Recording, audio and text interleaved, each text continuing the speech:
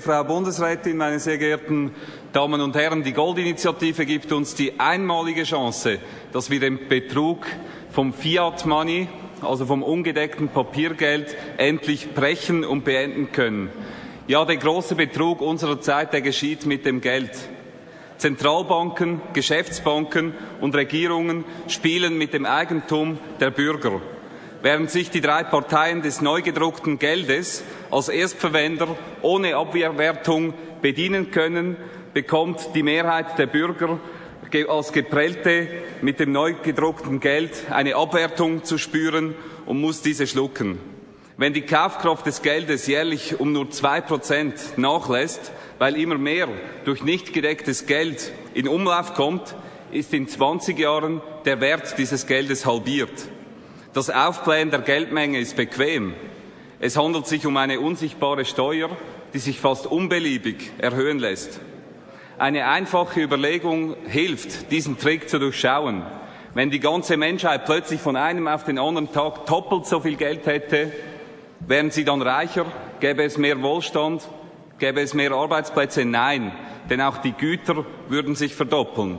Wenn hingegen also der Preis der Güter. Wenn hingegen der Staat plötzlich doppelt so viel Geld hätte von einem Tag auf den anderen, dann haben die Bürger weniger, weil der Wert des Geldes weniger ist.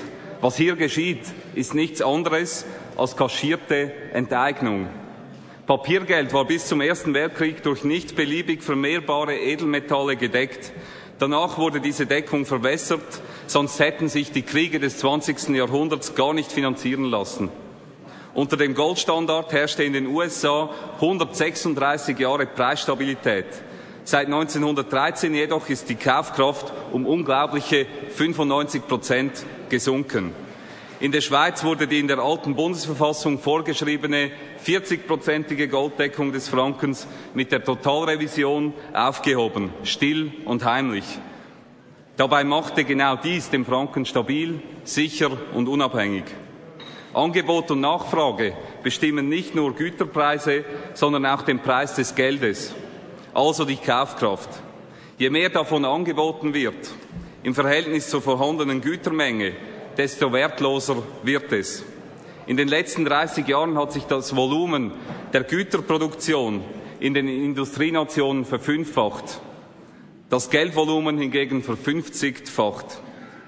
Roland Bader schreibt in einem Buch, das ich allen hier empfehle, das heißt Geldsozialismus, das am Markt entstandene Geld, also letztlich die Gold- und Silberwährungen, waren gesundes Geld.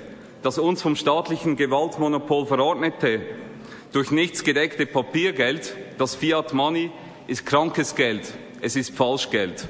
Und der US-Präsident Hoover hat einst gesagt, Papiergeld ermöglicht es den Politikern, die Ersparnisse der Bevölkerung durch Manipulation der Inflation und der Deflation zu konfiszieren.